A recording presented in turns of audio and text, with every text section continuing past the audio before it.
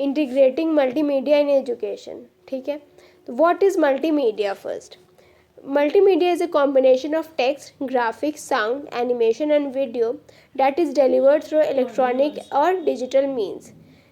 Multimedia क्या होता है? It's a combination of text, ठीक है, ग्राफिक, साउंड, एनिमेशन और वीडियो, जिसको हम किसके थ्रू डिलीवर कर पा रहे हैं? इलेक्ट्रॉनिक और डिजिटल मीन्स के थ्रू, एक आईसीटी के थ्रू हम मल्टीमीडिया को डिलीवर कर पाते हैं, है ना, combination of text, graphic, sound, animation and video को, ठीक है। तो अगर हम मल्टीमीडिया को इंटीग्रेट कर रहे हैं एजुकेशन में, तो इसका फ़ायदा क्या हो रहा है? पहला ये, तो इसके क्या फ़ायदे हैं? What are the merits of integrating multimedia in education? It is user friendly, ठीक है, easy to use, interactive, self paced, cost effective, greater efficiency, boost interest, motivate, increase student learning outcome, ठीक है। तो what are the tools of multimedia? These are like text, graphic, animation, audio video, PPT, etc. Text क्या होता है? Text are like word, lines, pages, ठीक है।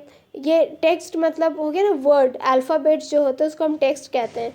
तो multimedia में टेक्स्ट कैसा होता है? जैसे कि अगर मल्टीमीडिया के थ्रू हम टेक्स्ट के हेल्प से पढ़ाते हैं, मतलब मल्टीमीडिया में देखिए, जैसे कि हमारा माइक्रोसॉफ्ट वर्ड है, उसमें साइज़ का ऑप्शन होता है, फॉन्ट का ऑप्शन होता है, कलर का ऑप्शन होता है, मतलब डिफरेंट साइज़, डिफरेंट फॉन्ट हम कर सकते हैं, डिफरेंट कलर कर सकते हैं टेक्स्ट का। तो उससे हम अपनी टीचिंग मटेरियल को इंटरेस्टिंग बना सकते हैं, है ना। अब पीपीटी में या आपके कोई प्रिंटेड मटेरियल से या डिसर्टेशन कर रहे हैं, तो हम अपना टॉपिक को बोल्ड कर पाते हैं, ठीक है। हम सब हेडिंग्स को और हेडिंग को थोड़ा बड़ा, सब हेडिंग्स को छोटा, है ना, मतलब साइज वाइज कर पाते हैं। तो ये हो गया टेक्स्ट, ठीक है। तो टेक्स्ट इन एजुकेशन क्या है? ठीक है, text is use at all level of education, learning resource content text such as books, PDF, word files etcetera, है ना। इसमें बुक्स वगैरह में भी टेक्स्ट होता है। It helps to evaluate the performance of the student through sessional assignments and examination. It is used to examine the analytical thinking of the student. It is helpful to record the research work, ठीक है।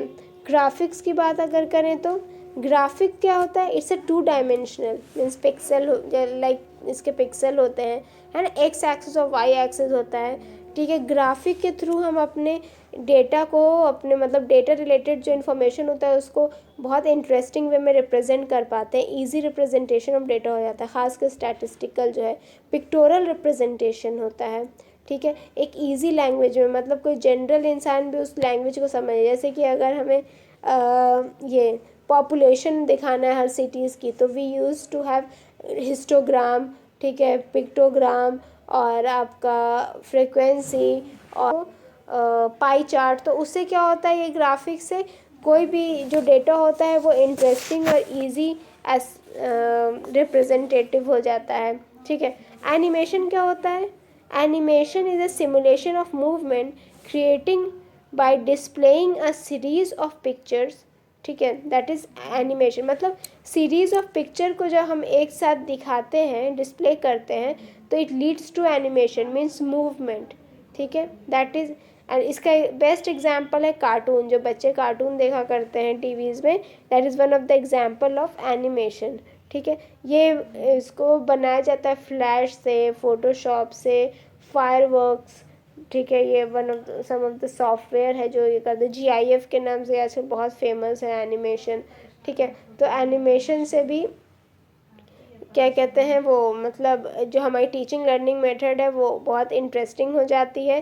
किसी भी as a teaching ads भी हम इसको use करते हैं, animation या कार्टून के थ्रू किसी वीडियोस को दिखाना, किसी प्रोसेस को दिखाना या किसी मतलब कॉन्सेप्ट को क्लियर करना। तो उससे टीचिंग लर्निंग प्रोसेस ख़ास के छोटे मतलब प्राइमरी लेवल के लिए तो ये बहुत ही इंटरेस्टिंग हो जाता है।